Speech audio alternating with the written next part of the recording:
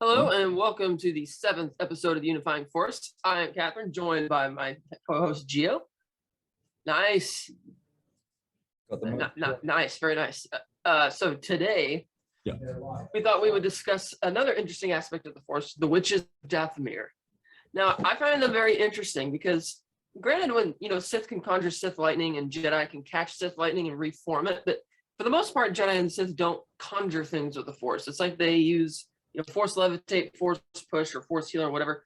You don't see like a visible force field type thing coming about, whereas the witches do. They conjure green mist. They can actually manipulate. They create almost like a different type of ethereal presence. Like the Mother Towson, for example, is like a ghost, so to speak. It's almost like she can physically interact with people, but when she gets killed, so to speak, she just kind of disappears voluntarily like a ghost. And the witches have this very unique force power at this found that we don't really see anywhere else in Star Wars. And they have a very matriarchal society. It's like, okay, that's harkening back to the idea of the origins of what witchcraft actually is, which is not witchcraft and demons and evil. It's just a patriarchal society not liking the idea of matriarchal power and rebelling against that is basically where the idea of real world witchcraft comes about. Whereas in this show, which I like, is that, or in the Star Wars galaxy rather, is that the witches are like legit witches. But I also wonder, in Star Wars parlance, do they call them witches as a species, or is that like a specific name for a unique type of force user, Because technically, I don't think I've ever heard a species name for them other than they just call them witches. So I guess that's, whereas the men on the planet are Zabraks. So it's like, okay, if the males are Zabraks of an actual species, but the females they just call witches, is that their actual species name, or is it like just because of their powers? I don't know. I find it all very interesting, especially their whole culture as well. What do you think about all that, Gio? Well, I have my ideas, and I actually have the in-universe solution to your question of who are the witches and what are they in terms of a grouping. Shall I say that now, or shall I say that later? Go for it. Yeah. Okay, so essentially they use the term Dathomirian to describe the denizens of the planet Dathomir. And Dathomir has several cultural groups that have arcane magic rituals and customs, just like everywhere within the Star Wars galaxy. So according to the Disney canon, on the planet Dathomir, you have a subspecies of Zabrak native. So Zabrak are the sentient human-esque species that are intelligent and attuned to the Force like us, and they're similar size and build.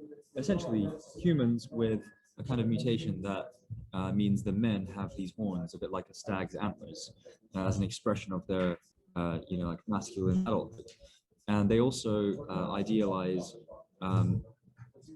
elements of nature through the tattoos, which refers to tribalism, groupings, and beliefs. The women don't tend to have the intricate tattoos the men do, and not all the men have them. And the women on Dathomir tend to be actually Homo sapiens, human. And so the witches of Dathomir are genuinely a hybridization of Zabrak male and Dathomirian Homo sapiens female. That's actually in canon. I don't know where exactly it is. I'm sure it's probably in the visual dictionary of the Clone Wars.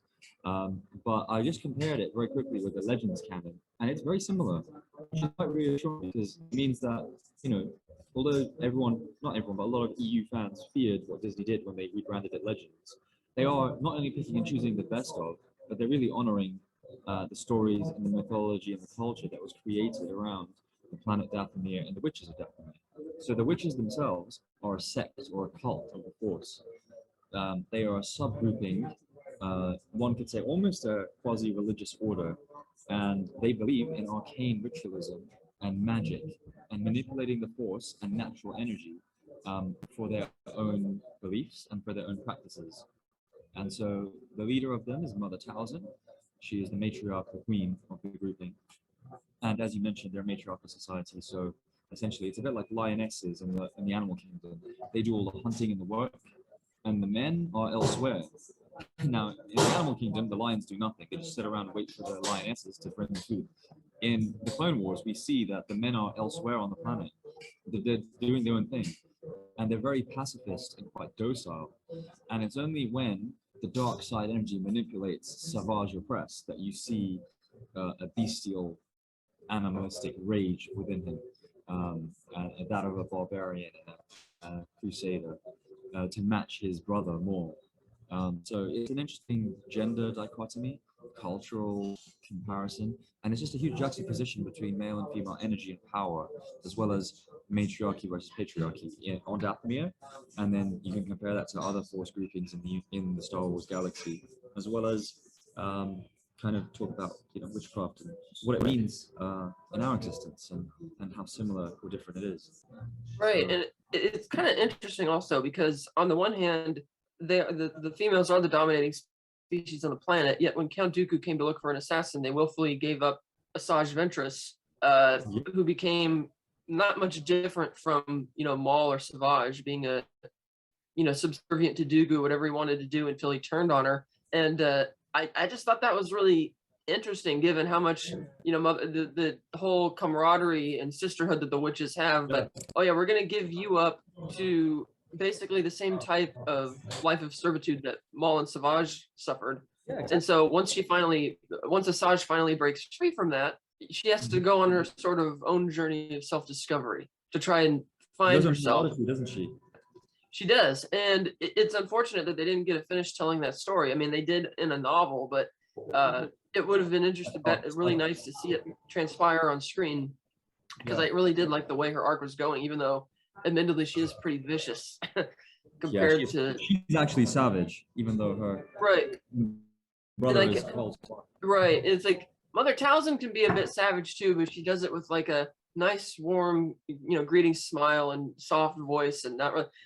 Such a case in point when we got to the season 6 episode where Mother Towson is taking advantage of this. She's fostered this cult on an alien planet amongst a very primitive society, and she's conjured the laser beams and all this. And I'm looking at, I'm like, man, this is really some wild stuff.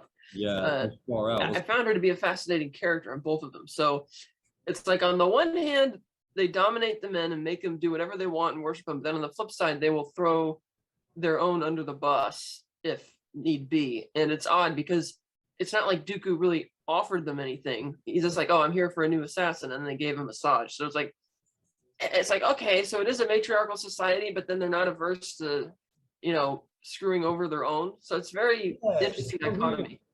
Yeah, I think it's very interesting, actually. It shows that, is it truly a matriarchal society? Because they're so willing to give up one of their own sisters. And why not, if it was a true matriarchy, if the power was truly gender inverted, would they not want to defend one of their own witches and say, actually, no, go to the Zabrak place and get a Dathomirian Zabrak hybrid boy, such as Maul or Savage or one of their cousins or someone from another tribe. It's interesting because we have that in our existence a lot, where there's meant to be some cultures do say, and you might have it in rules or scripture, that women are the same as men or even superior to men. But unfortunately, in reality, because patriarchy is so widespread, it doesn't materialize the way it should. And maybe that's what the creators of the Witches of Dathomir were saying, whether it was George Lucas specifically or Dave Filoni and people within the Clone Wars. And then also, going back to the EU canon, because the Witches of Dathomir have been around for a long time. I remember collecting the Wizards of the Coast Star Wars miniatures, and one of the most intriguing characters in one of the collections, all the intriguing characters for me were the EU ones. Kyle Katarn, I loved, but the Night Sister, it was actually an image of Mother Towson with a red lightsaber, and I have it on my shelf at home. Nice. And it's fascinating. There's so much intrigue. I had no idea who this lady was. She's definitely female. She had a kind of almost kabuki Japanese theater style makeup to her face, white with the black markings on. She had the elaborate headdress, and she had the long regal red robes that remind you of the Emperor's Royal Guard or of the Roman Praetorian Guard from actually, the time of the Roman Republic in Italy. So there's a regality, there's a power, there's a mystery, and there's a fusion of cultures, which Star Wars, as we know, does amazingly well with their set design and with their aesthetics and costume and makeup and stuff. So it was really cool. And I think that there are so many more questions that Witches of Dathomir bring up in terms of how do they relate to, and what does it mean to be a witch? And or is it a pejorative negative term to be branded as a witch? When we say branded, it sounds like it's bad because you brand cattle when you're using animals to be livestock so that we can eat and stuff. So yeah, it's really fascinating. There's so many little jumping off points. So I'll switch it over back to you so you can pick one. And then and it's like they are getting branded a bit like, are they witches? It's like Mother Towson, even with the, not just Mother Towson, but the other woman, the other matriarch in there that we only saw in like 1 or 2 episodes, she had the ability to conjure the dead, they conjured like an army of zombies, and it's like, so and I'm thinking, ready for that. right, and I'm thinking Darth Sidious would kill to have this power. So I could see why he prioritized. I mean, you didn't see Darth Sidious ask for it; it was Count Dooku asking for it. But to send Grievous there with his armies to lay waste to this place. But as the question goes, did Mother Towson die, or was she ever even alive? Because I mean, in canon they're trying to say that she's actually dead, and it's like, okay, but nothing on screen really backs that up, given what we've seen her being able to do. And if you're able to conjure the dead like that, wouldn't it technically only take another witch of exceptional power to just conjure all those dead Night Sisters up again? Definitely. I mean, she's definitely on the border between life and death. It kind of reminded me of, in Harry Potter, they talk about Beyond the Veil. There's that in the 5th book of the film, Sirius Black suddenly dies because he stepped beyond this gateway between life and death. And it looks like Mother Towson kind of straddles that, because she does pull elements, and the other Night Sister that you mentioned, that they conjure up these spirits from the other side. And the green dark magic they use, which is a kind of manifestation of dark side power, does kind of look very much based in the artwork and the kind of the visual imagery that we have of certain kinds of witchcraft within our lived experience on planet Earth. I just thought the green concept, the color, the contrast of the green with the red is very vivid, and it's very arresting visually. It's so disturbing because we're used to that kind of light green being the emerald lightsaber of Luke Skywalker, son of the chosen one and bringer of peace and justice to the galaxy. We're not used to seeing the kind of light green be so sinister. And the way Dave Filoni and the Clone Wars team animate the witches' magic, the dark magic, to be kind of sinuous and slithering and serpentine, the way the energy moves, the light, going around the body of Savage when he's being, terraformed and re-engineered and mutated into this gigantic monstrosity of his former self. It's painful to watch, and it's really horrifying. And I was really shocked that how far they went with pushing the envelope for the Clone Wars. And it made it very clear that thematically the Clone Wars was an adult show from about season 2. But by the time we get to season 3, it is absolutely, it has stuff for kids, but it has stuff for adults too. And when you dive into the kind of the cultural influences and the hybridization of peoples within the Star Wars galaxy on Dathomir, and then how it reflects hybridization of cultures within what we experience in real life, it's really fascinating. And it definitely comes back to the whole Joseph Campbell thing, because we're not looking at hero with 1,000 faces here. We're kind of looking at anti-hero or a villain with 1,000 faces. And I guess you could say Asajj Ventress goes on her own version of the hero's journey, which we saw a lot of in Clone Wars, and it was concluded in the novel Dark Disciple. Yeah, she does. And then, like you were mentioning, how they conjure that type of power and they're terraforming Savage and all that. I also noticed that Mother Towson is also able to conjure that green, like floating crystal ball to entice Maul to follow her when Savage goes to rescue him. And she actually uses her powers not to give him like physical legs, but to just she reforms the metal to make metal. So she can't really make a biological type living mass ex nihilo. She had to like do some metallurgy for that. And she doesn't, and it's like, yeah, it's, I guess we could say that even though it is a matriarchal society, it's not necessarily a coven in the traditional sense, because they do give up their own. I do wonder if the powers they have is something that's emanating from the planet, or if it's something that their species just in particular is gifted at being able to conjure. Because I thought that would be really awesome if they could bring a character like that into live action, to just see the never-ending story possibilities you would get from the Jedi and stuff having to discover this type of power, and how are you going to reconcile it? Because it just seems like almost too big of a story to touch on in Clone Wars, and that they try and I thought it was a bit of a mistake that they tried to get rid of Dathomir and flush the witches and everything down the drain so quickly. So I do hope they come back into canon at some point and maybe dive more into the real world parallels with witchcraft. And yes, there are. It's not so much that witchcraft is like its own religion. It's more like there are elements of paganism that have been recombined from all the things that the church started demonizing, and they're combining those elements together in their own witchcraft type practices, even though it was only ever about freedom from repression, or liberating oneself from repression and oppression on behalf of the patriarchal society. And so it would be really cool if they dived into that some more on the series, because on the one hand, you could argue that the witches have already overcome that because they do run their own type of society. But on the flip side, now that they've been wiped out, it'd be great to see them rise again and have to go through similar trials and tribulations as in real world type witchcraft to come back, to reclimb the mountain, so to speak, to re-summit the mountain. I definitely hope they do that. That'll be a great future project, and it could be, a parallel timeline to maybe the Mandalorian Book of Boba Fett. See, because it was Mother Towson, Asajj Ventress, and then Merrin were the three Dathomirian Night Sisters that escaped the slaughter by General Grievous during the Clone Wars, when he wiped them all out and made them retreat fully. And I think that's when Mother Towson retreated to the Netherworld to survive. One thing I found interesting is the Dathomirians have other clans on the planet which aren't really explored. They're not mentioned, I don't think, in the script or dialogue within the Clone Wars episodes. But I found a couple of names, and they're definitely inspired by indigenous peoples and aboriginals. So not all Dathomirians were Night Sisters, and they have two examples from the EU, the expanded universe.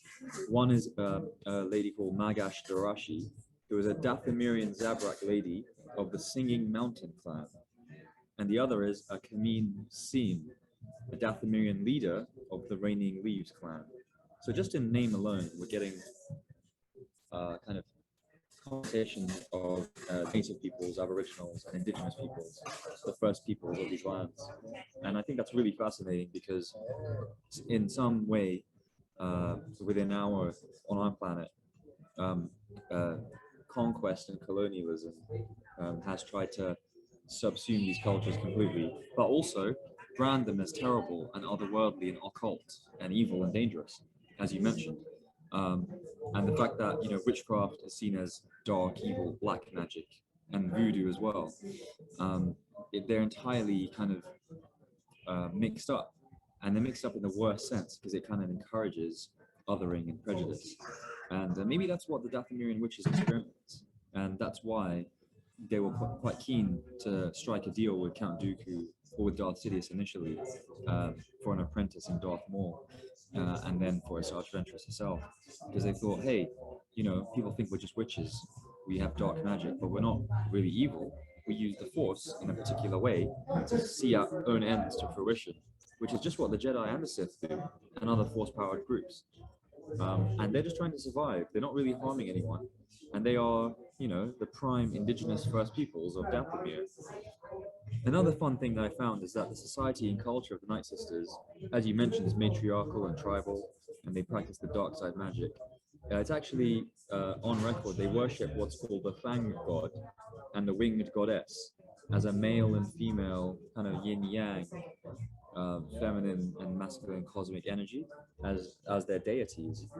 And they enslaved, originally in legends in the expanded universe, they had enslaved all the male Zabrak, natives of Dathomir, and used them for manual labor, to build a fortress of the Night Sisters, to build their weapons, to farm in the fields, and then also as, you know, reproductive mates to then continue the Dathomirian line, the Dathomirian people and culture, but then specifically the witches of Dathomir and the Night Sisters. So, yeah, it's very much an inversion of the patriarchy that we see mostly prevalent on planet Earth, and mostly prevalent in the galaxy at large, which I think is important. That's what makes the Night Sisters, I think, something that you were so intrigued by, and I were too, because they are so specifically a power dichotomy and a power hierarchical inversion of what we see elsewhere.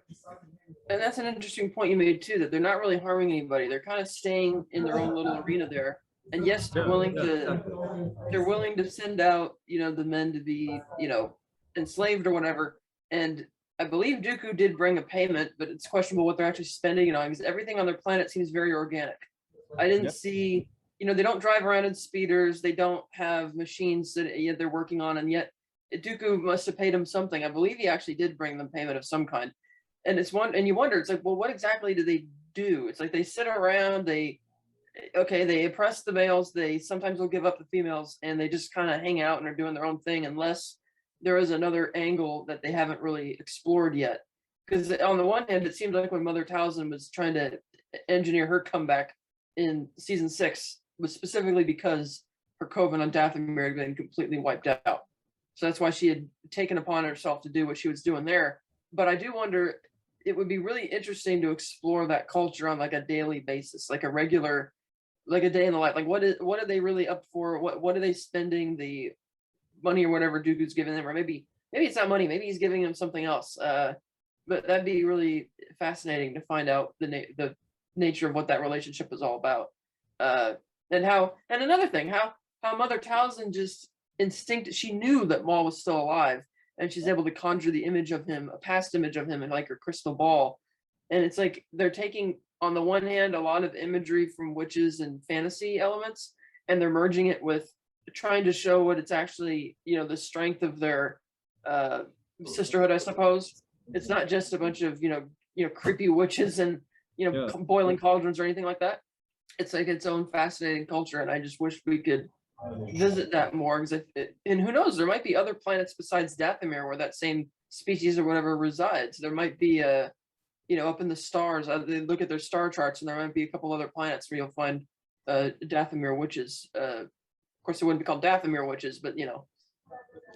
Yeah, definitely.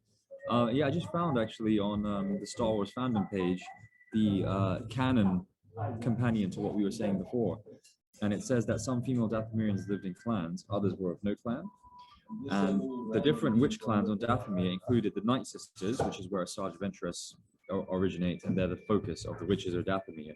But there are other witch clans, as mentioned, the Singing Mountain, the Blue Coral Divers, the Howling Crag, and the Nardithi Night Sisters. So the Night Sisters are a larger group, and they have several clans. So there's definitely tribalism within that, and they have different names. They live in different areas on Dathomir, the planet itself. But I think they all go through the ritual of selection, because they select, the females choose who they want to mate with as a male, and the men go on endure those physical arduous tasks and the challenges and trials to prove themselves worthy to be the mate and the servant of a Night Sister. And they do say Night Brothers actually in canon, so they refer to Night Brothers being the male counterpart, the Zabrak human hybrid Dathomirians that are essentially enslaved by the witches of Dathomir and do their bidding. And interestingly, there is actually one thing they do use mechanically, and that is what's called an Abrikian speeder, which is the Night Sister speeder, native to the planet Dathomir. And it was used by Asajj Ventress to take Savage to the fortress during the Clone Wars. So it does feature in a scene of the Clone Wars, the speeder. So they do have access to kind of wider intragalactic technology, but they seem to choose not to use it much.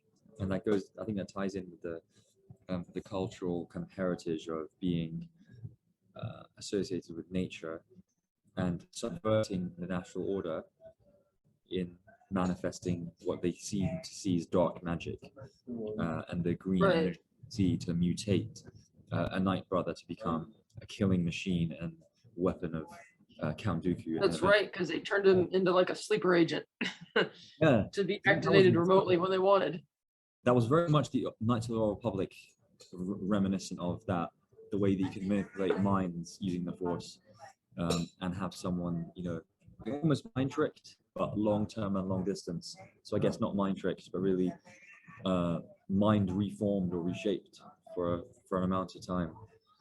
It was fascinating because that kind of level of control you'd never really seen before, apart from in the first Knights of the Old Republic. And I'm not going to reveal who or how, because although it came out in 2003, if you haven't played Knights of the Old Republic, please do. It's one of the most fun narrative changes.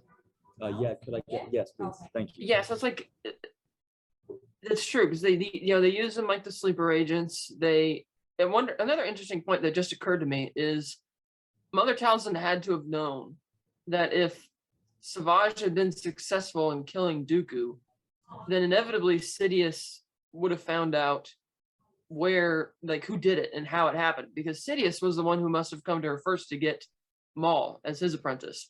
So he would have recognized someone like Savage. He would have known that he'd come from Dathomir, and yet she didn't really have much of a plan to defend herself against the droid army, which makes me wonder if maybe there is some credence to the fan theory that they kind of were never really alive. It's like, okay, you can conjure the so-called physically dead, but maybe after they die, they like transcend into being these more ethereal, ghostly type beings who can come back. Kind of like when Grievous first killed Towson and she disappears into like a ghost, but then she shows up again in the 6th season. And granted, they tried to make it seem like she was dead for good that time, but I'm like, if you're Mother Towson and you sent a sleeper agent to kill if you sent a sleeper agent to kill the apprentice to the man who already asked you for one Night Brother earlier, then he's just going to send his whole might of his military come to crush you. And they didn't really, the Night Sisters just seemed completely caught off guard, almost like Mother Towson was running her own little side gig when she was, loaning out those men. So I do wonder if that was all part of the plan in the long run, or a contingency plan. Like she didn't really mind, because it's like she seems too intelligent to have tried to do something which would so easily obviously backfire. You know what? I just found something, and I'd completely forgotten this. It's mentioned in Clone Wars. I'm going to see which episode it's related to in a little bibliography. But, Star Wars, the Clone Wars Character Encyclopedia, and Ultimate Star Wars, Dooku Jedi Lost, Star Wars, the Clone Wars, Night Sisters, first appearance in flashback. And that is also concluded in Dark Disciple. There's a character called Halstead. He's a male Senetian pirate who resides on the nearby planet Ratatak. He received the infant Asajj Ventress from the Night Sisters, who were forced to give Ventress to this pirate. And Halstead returned to Ratatak with Ventress, where he was later killed. So I was under the impression, exactly as you were saying, I've got a visual image of the Palpatine Sidious approaching wearing his black garb, Mother Towson, and saying, give me one of your kids.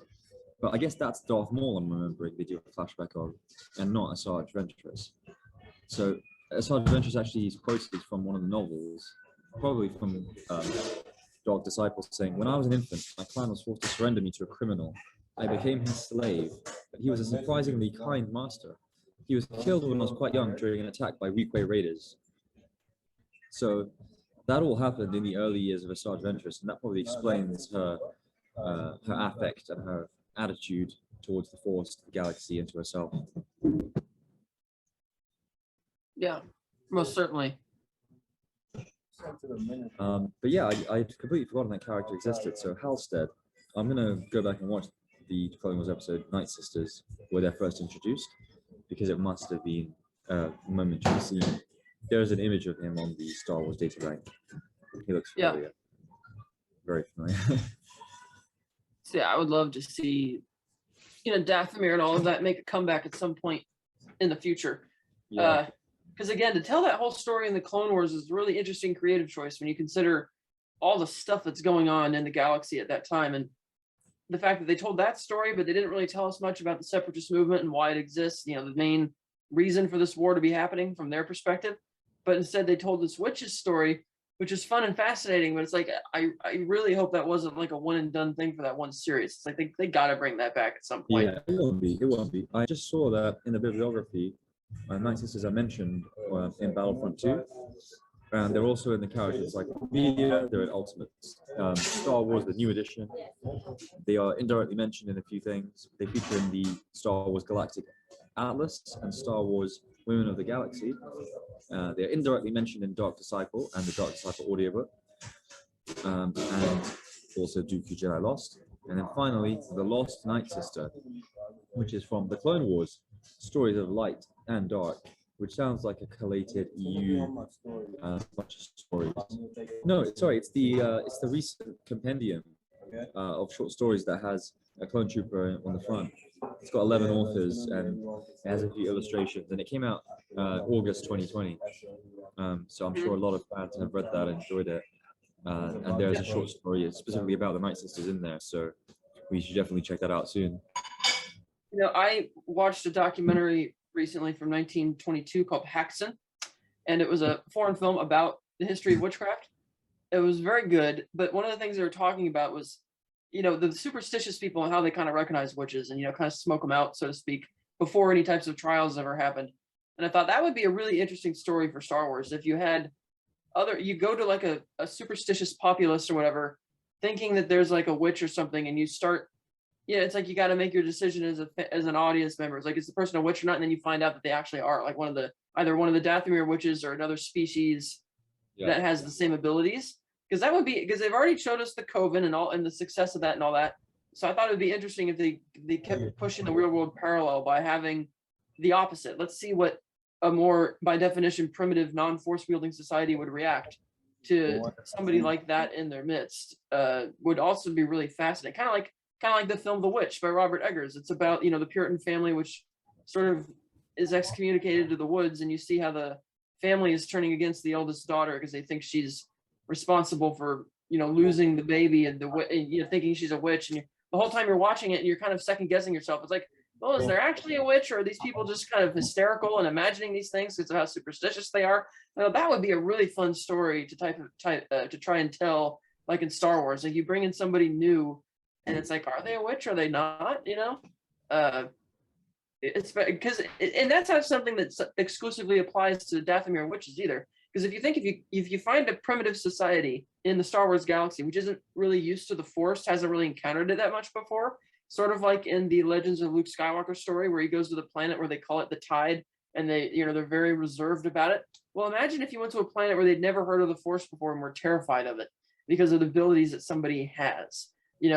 Kind of like that movie Chronicle from a decade ago. It's these kids finding superpowers, but it wasn't styled like a superhero movie. It was found footage, and it showed how real kids and real teenagers would probably react, and how frightening that could be as well. And I think that would be a fascinating story to try and tell, to see like maybe an exiled Dathomir witch, like say a different survivor we didn't know about from Grievous's massacre, who's trying to start life elsewhere. In that style as well, that first person kind of candid camera, GoPro type, a camera strapped to someone's face or head or chest, and then you just see, a lonely Zabrak who wasn't as skilled as Maul or Savage try and fight his way to a relationship, to a mating selection with a Dathomirian witch, and then work his way up.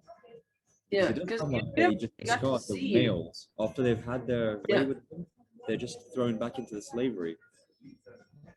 Yeah, and on top of that, the other thing which occurs to me is that once Asajj left Dathomir for the final time, we never saw her use any powers. She just was regular old Asajj. Yeah, I was actually very annoyed by that, because there were moments where she was with the pirates and the raiders and being kind of fringe bounty hunter type character that she could have used her powers, and she did not. Maybe she was afraid. Well, the villain seemed to have a lot of confidence in her, so I thought that she would have, blossomed somehow and been able to, almost like she was going to start the new Coven type of thing, and then they went down the other avenue with what's his name from the Dark Disciple story, the Quinlan Voss. Yeah. There was actually a really fascinating character in a Star Wars EU game. Did you ever play Star Wars Bounty Hunter, where you played as Jango Fett? Yes, I love that game. That's excellent. So much nostalgia and so much great prequel world building. For building, I love the Bandagora and the mythology behind that. So essentially, there was a dark moon, one of the dark moons of Bogdan, that never really saw sunlight in the system they were in, and Jango had to track down Count Dooku's errant former apprentice, who'd fallen to the dark side so powerfully she had enslaved an entire species and subverted them and malformed them with dark magic, with dark side energy. And they don't show that happen, but in description of it and the final level where you confront them, they are a cult of obsessive zombie type little goblin things that really swarm you as Jango Fett playing as a bounty hunter. It was terrifying. And the leader, Kamari Vosa, Count Dooku's former apprentice in this EU story, had very much the Asajj Ventress aesthetic, crossed with Mother Towson, much taller than Asajj Ventress, much more physically imposing, but similarly, the pale skin, the white hair, I think the yellow-blue eyes, and the two scarlet-bladed, curved gold lightsabers, as Count Dooku was known to create. So I would love to see Kamari Vosa and the Bandagora and the Moons of Bogdan come back. And I think it come back with the Witches of Dathomir. I'm glad you brought that up. That was a fascinating culture and whole mini cult that I probably should have mentioned back on the cult episode. But yeah, the Bandagora was, and it's like, it does dive into opens the door for how you can have all sorts of different types of interpretations of the Force and different ways that it could be used, that I really hope they utilize more in the series. And that was a great game, by the way. I don't care if they say it's not canon. I basically consider it canon. It is canon. Hey, all the LucasArts games are canon to me. Don't break my heart. Given how much Disney's been playing fast and loose with canon lately, it's like, I'm just going to say that it is, because it's a much more interesting story than whatever else. I don't even think they've replaced Jango's backstory yet after designating that a Legends story. But then again, like, does Count Dooku have an apprentice that we know of? Obviously, he had a few apprentices because he's quite old and experienced as a Jedi Master before he went. And that's something which conflicts a bit, because that story with the bounty hunter story with the Bandagora takes place approximately right around the same time as the Phantom Menace, and Darth Sidious at the time had Maul as his apprentice and wasn't planning on Maul getting killed. And even though he was planning on having Dooku lead the Separatist movement, it's surprising that Dooku had all these other, apprentices. It's like, okay, first he has Harry Vosa, now he's got Asajj, now he's got Savage, and it's like, it's surprising that Sidious was kind of tolerating that, I do like how they all hail from. They're three very different types of characters as well. So you have Kamari Vosa with her whole insanely powerful cult. You have Asajj Ventress, her representing the superior side of the Coven, followed by Savage, who represents the oppressed and minority part of the subservient side of the Coven. And it's like, it's just great lore that I feel should be exploited even more. Kind of like when they brought in the Bendu to Rebels and they told you just as much as you needed to know about them. They didn't spoil it too much. And it's like a fascinating new corner of the galaxy that we can explore further in other storylines. But as far as the witches and these types of things, I think there's a lot of mileage to be gotten out of these things. Definitely. And I think that when you have any kind of culture in our real world and in fiction, fantasy fiction and space opera, sci-fi like Star Wars is, that is aesthetically so intriguing. As I said, next chapter of the Unifying Force, I'm gonna endeavor to find my Star Wars miniatures by Wizards of the Coast, and the Mother Towson, which is just described as Night Sister. It's just so fascinating. It's Mother Towson. So if you've seen the Clone Wars, you know how Mother Towson looks, or if you've read the graphic novels, you know her aesthetic. But just the combination of the white and black face paint, the mask, the headdress, the armor, the robes that are flowing, It's so intriguing. You wonder, who is this? What is she about? Or he? It's almost hard to tell. The ambiguity and the ambivalence is all adding to the mystery and the mystique, and that's what hooks me into stories. It's the mystery. It's also the detail. I'm a details person, and the detail that the EU and the and canon have, thank you so much, that they exhibit. Perfect, thank you so much. The detail that they have just from the set design of Star Wars always, but from the costume and makeup of characters on screen, and then the way they describe them in the EU novels and in the canon novels is just exceptional. And I hope they continue to use authors and writers and creators in all the Star Wars media, including on Disney Plus and at the box office for the big films, that create characters that are so visually arresting and unique, and bring together this hybridization not only of cultures within the Star Wars planets and galaxy, but also between, thank you so much, that bring together the cultures that we know of. As I mentioned, there's an element of Japanese theatrics with Mother Towson's mask. It reminds me of Yoshimitsu from the Soul Calibur games.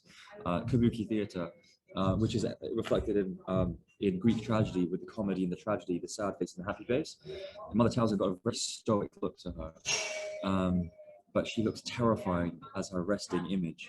And that's what I think is fascinating. She's the leader of this cult, and there are so many varied characters within it. And the fact that Dathomir had no backstory initially, he was just a cool dude with amazing horns and an even cooler lightsaber and the most spectacular fighting style in the Phantom Menace, with the amazing John Williams fanfare, became such a deep, nuanced character, and then relates to these individuals and this grouping of the Force is just awesome. And I hope they continue to do the world building that we've seen to make it almost like a JRPG, a Japanese RPG type depth. Because that's what people loved with Knights of the Old Republic and the Old Republic literature, and that's what people look for in canon, I feel. And there are some authors that really go into the detail in an almost Tolkien type level. So Matthew Stover, James Luceno, who did the Darth Plagueis novel, which to me is pretty much canon, because it's one of the last books that was in the EU before it got rebranded as That's All Legends from 2014 and below and earlier. And from 2014 midway and onwards, this is Disney Legends was the EU, and now we've got Disney Canon, which is the official. To me, as Disney mentioned, they're going to pick and mix the best. We can do that as fans and as people who love Star Wars. It's all available to us. So if there's something that fascinates you like the Night Sisters, hopefully we've given you a nice overview to deep dive yourself. Yeah, and I think that about wraps it up. We've covered just about everything with that topic, at least for now until they revisit it, but I really hope they do. Imagine one way they could bring them back if they ever wanted to is the World Between Worlds. And that does open the door to bring things back. It opens every door, everywhere, at all times, in all spaces. Yeah, and as long as because I think the people running, I think Dave Filoni is a bit more guarded with how much he uses it. It's like, yeah, I know Disney retcons things, like when they retconned the fact that Ben Solo was the one who destroyed Luke's academy, and they're saying, well, no, now it was like this weird laser beam psychically sent by Snoke, and then when they retconned the idea of Rey's father being Palpatine's son, because I guess Disney didn't like the idea that people were making jokes about, who did Palpatine get busy with? And now they're saying that, he's a failed her father's a failed Palpatine clone. It's like, if you're going to retcon things on the fly because of how fans react, that's not going to hold together very well. That's kind of why the pre-Disney canon got so messed up with all the different levels of things that were contradicting each other, like G canon, C canon, movie canon, all that kind of stuff. So I think though, if Dave can hopefully get more authority over there from his promotion last year, use the World Between Worlds sparingly, but also cogently.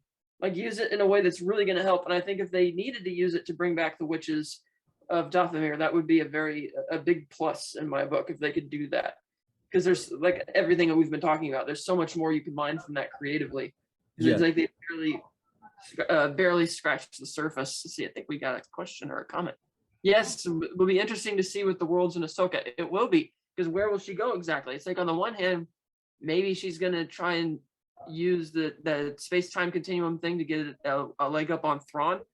Or maybe, on the one hand, maybe she's going to, or maybe that's going to space-time continuum thing to get a leg up on Thrawn. going on. And maybe she's gonna, or maybe that's going to FaceTime your team to get a leg up on front.